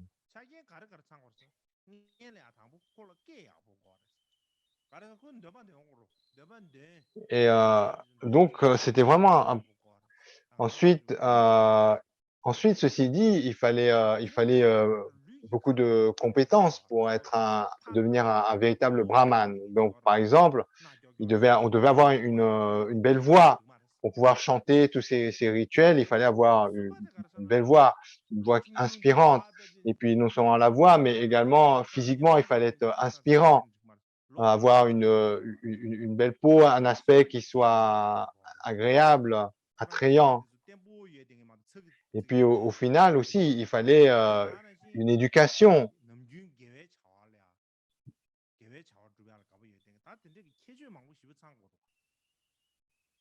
Et puis aussi, ils étaient porteurs de plusieurs codes de conduite. Ils avaient, dont en fait un brahman, prêtre brahman, devait suivre une étiquette particulière. Ils avaient beaucoup de responsabilités pour mener pour montrer qu'ils assumaient leurs responsabilités. Et donc, en fait, la vie d'un brahman était loin d'être facile. Et en fait, le, le nom Brahma, en fait, vient d'abord des quatre types de prêtres qui font les rituels. Au départ, dans le Rig Veda, on parle de quatre types de prêtres qui font les rituels, et notamment un de ces types de prêtres, donc notamment on dit Brahman est expliqué comme ayant la signification vous savez, Brahma c'est le dieu Brahma, et Brahman c'est expliqué comme étant l'enfant de Brahma. Lorsqu'on parle d'un Brahman, en fait, c'est mais donc c'est une explication élaborée, un peu poussée, mais au départ, en fait, donc c'était le nom était associé à un des quatre types de prêtres qui faisaient les rituels d'eau. Voilà. Ensuite, comme vous pouvez voir sur la diapo, vient la caste royale, les Kshatriyas. Vous voyez?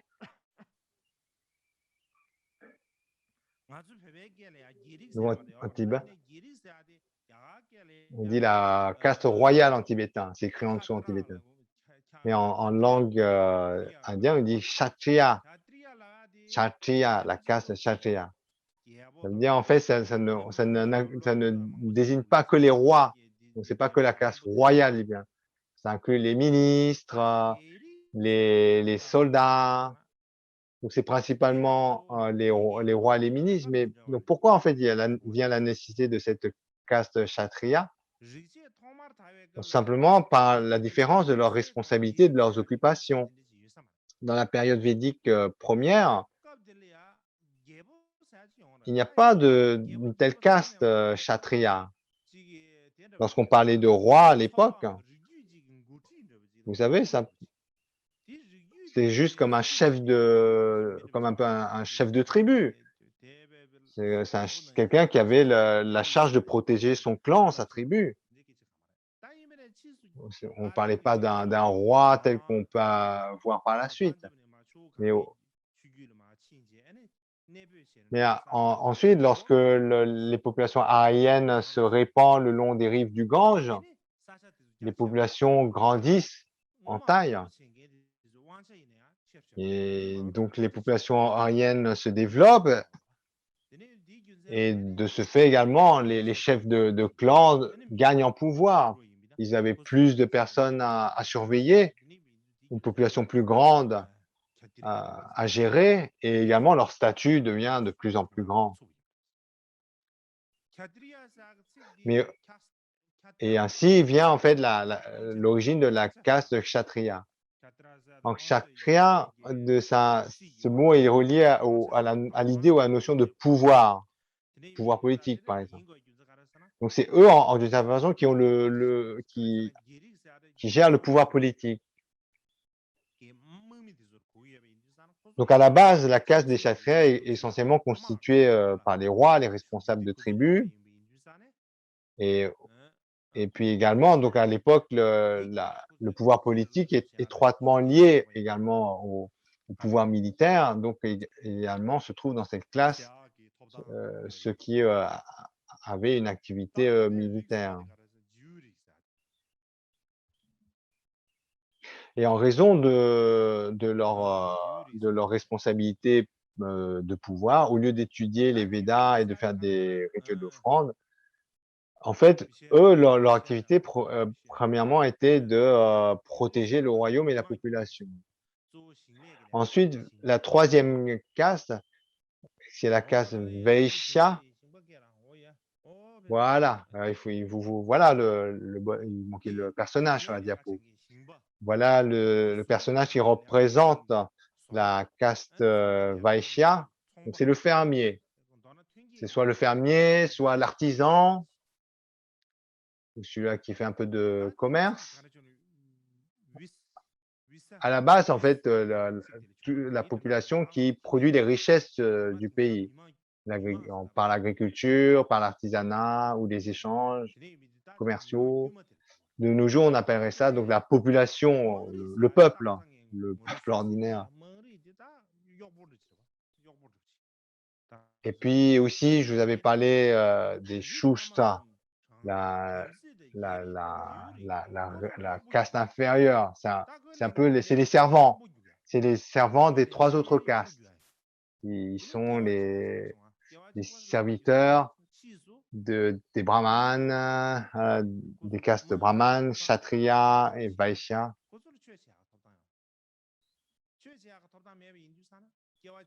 En fait, ils n'ont pas du tout les droits des. Donc, ils ont pas aucun un droit d'étudier les rituels, de s'engager dans les responsabilités politiques ou même les activités de en tant que responsables. Et donc, de ce fait, ils étaient juste. Donc, les autres, en fait, comme leur vie avait d'une certaine façon un sens, ils s'appelaient, les 3.4 s'appelaient ceux qui avaient deux vies. Alors que la dernière caste, en fait, comme ils n'étaient bons qu'à servir et à être esclaves et que leur vie n'avait pas de sens, on les appelait donc ceux qui n'avaient qu'une seule vie.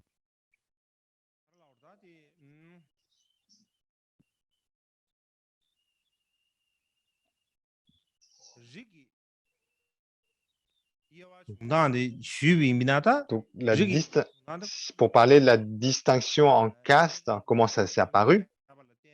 En fait, c'est très simple, hein. Simplement par la répartition des tâches. Dès qu'il y a cette distinction entre les différentes tâches, vient la distinction des castes. Et néanmoins, plus tard,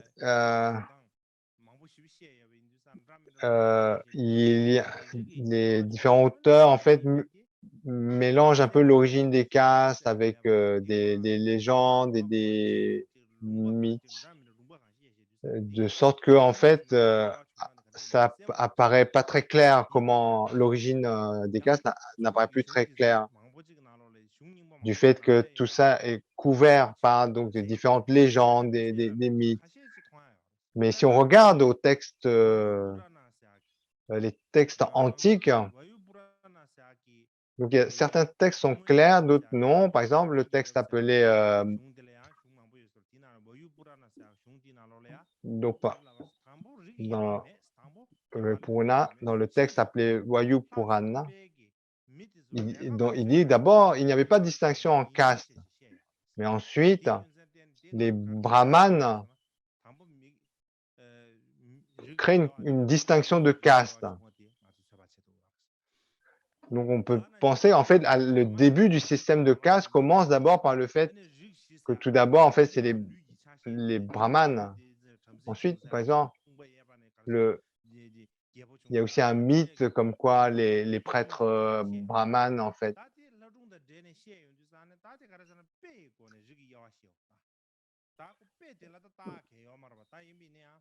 Donc, alors,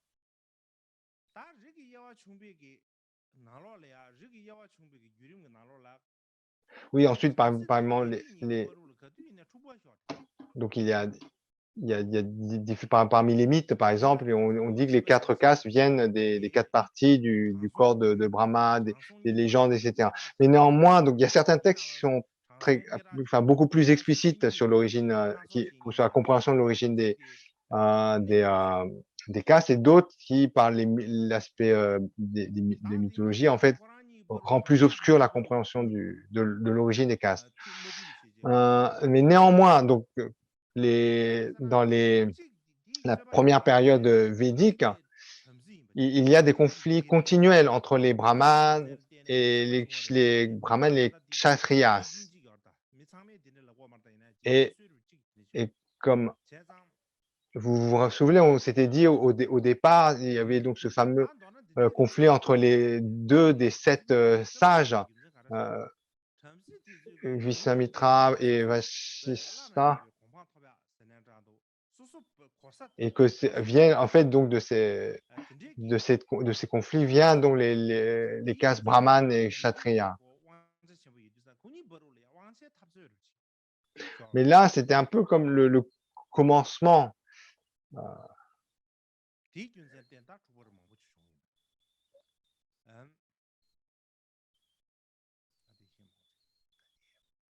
Donc, une des raisons du commencement du système, donc des castes vient, on dit, du fait qu'il y a eu ces constants conflits entre donc ces 2 sages qui forment au départ donc le clan des kshatriyas et puis ceux des brahmanes.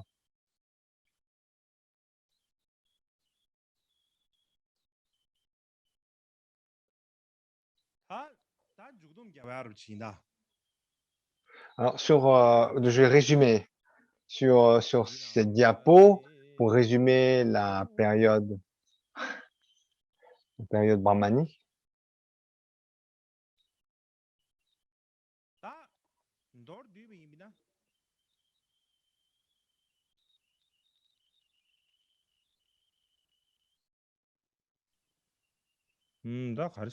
Mais donc voilà, une des difficultés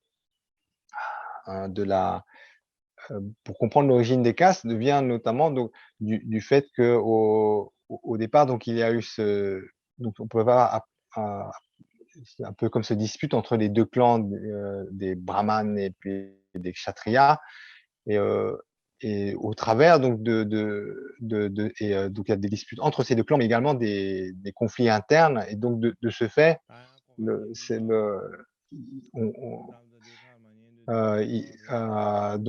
certains clans souffraient comme comment dire, pouvaient souffrir comme une caste inférieure, etc. Et donc, du fait qu'il y avait tellement de disputes internes ou externes entre ces différents partisans, donc il est difficile dans ce contexte-là de voir clairement l'émergence de ces 4 castes.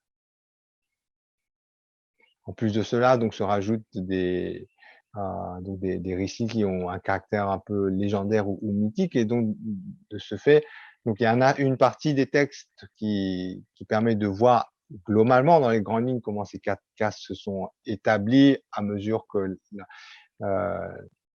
la civilisation védique se développe.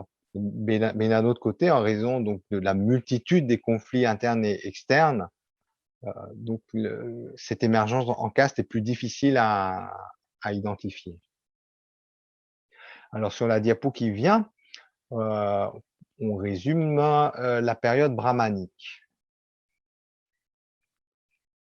다 죽돔 르비야고도다 점시 뒤럽긴 죽돔 르비야고도 Ouais, 다 on 죽돔 비야고 en résumé sur cette période, donc on a beaucoup de choses à résumer, n'est-ce pas? Alors,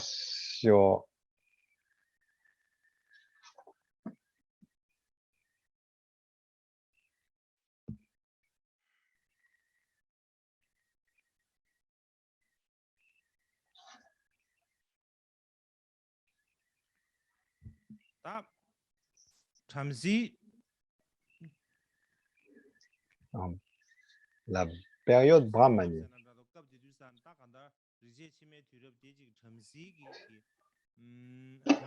En d'autres termes, la période de la dernière, la fin de la période védique.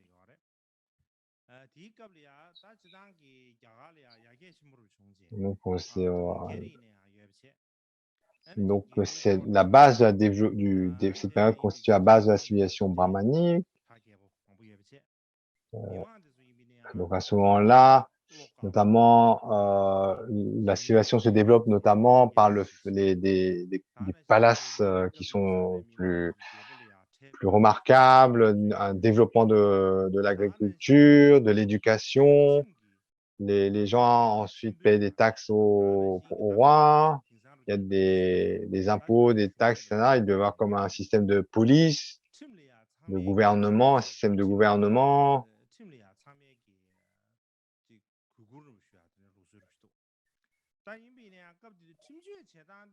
Et généralement, on respectait la loi qui était mise en place, les forces de l'ordre.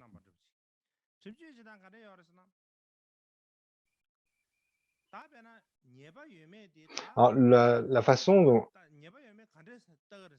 on jugeait, par exemple, les crimes, comme le meurtre, le vol, etc.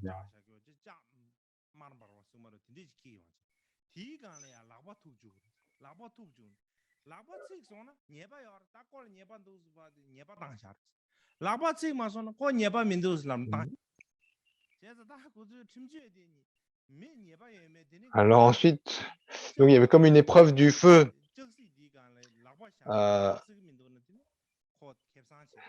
Une épreuve du feu, si la main brûlait, on considérait que la personne était coupable. Si elle ne brûlait pas, qu'elle n'était pas coupable.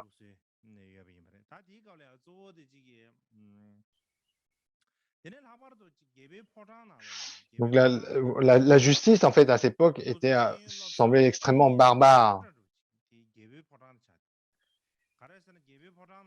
Donc, par exemple, pour juger qu'une personne était coupable ou pas, donc c'était sur quelque chose de brûlant, on lui mettait la main, si la main brûlait ou pas, et on considérait qu'il était innocent ou pas. Et notamment à cette époque,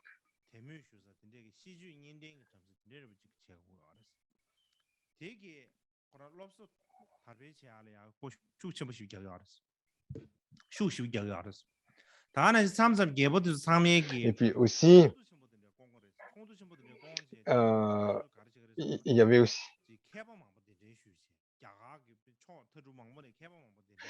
aussi, comme on avait évoqué, comment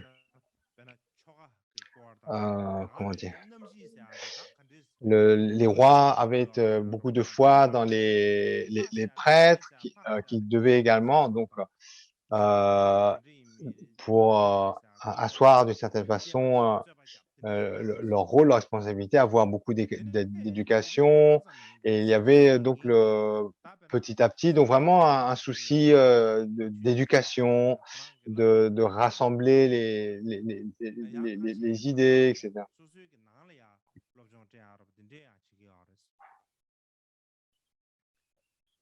Donc, il y avait un souci dans les cours royales que les gens soient éduqués, mais également au niveau de la caste des brahmanes, il y avait le souci également d'avoir de l'éducation. Dans la caste des rois, on dit qu'on faisait souvent venir, le roi faisait des conférences, faisait venir des gens érudits, des gens d'esprit pour qui s'expriment, pour échanger, etc. Et là également,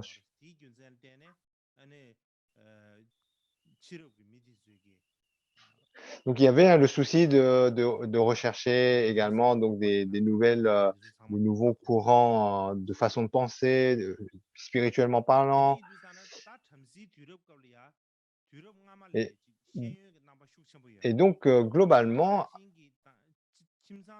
la, la, la caractéristique de la période brahmanique par rapport à ce qu'il y avait avant, c'est il y a un souci de l'éducation qui est plus important. Il y a un développement du système éducatif. Et aussi la distinction des responsabilités devenait plus claire. Parce qu'on voyait plus simplement, en fait, telle ou telle personne devait avoir les tâches qui étaient plus précisément déterminées et donc les responsabilités également.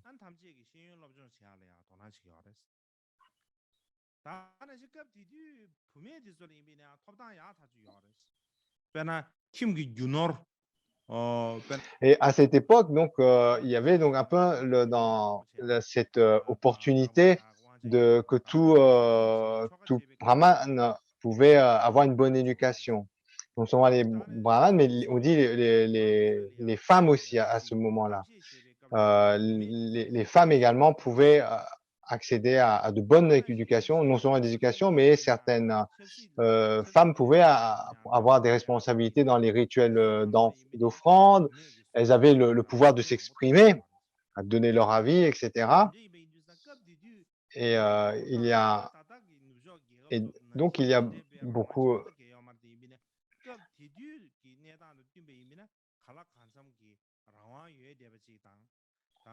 Ensu- Ensuite, par rapport au texte, on ne peut pas dire qu'à l'époque, les femmes avaient le même degré de liberté que dans les sociétés occidentales actuelles, mais néanmoins, elles avaient un certain pouvoir, un certain accès à l'éducation, un certain droit à s'exprimer, prendre certaines responsabilités, même si ce n'est pas comparable avec ce qu'on peut connaître dans les sociétés occidentales actuelles. Et puis aussi, les différents courants philosophiques apparaissent plus clairement.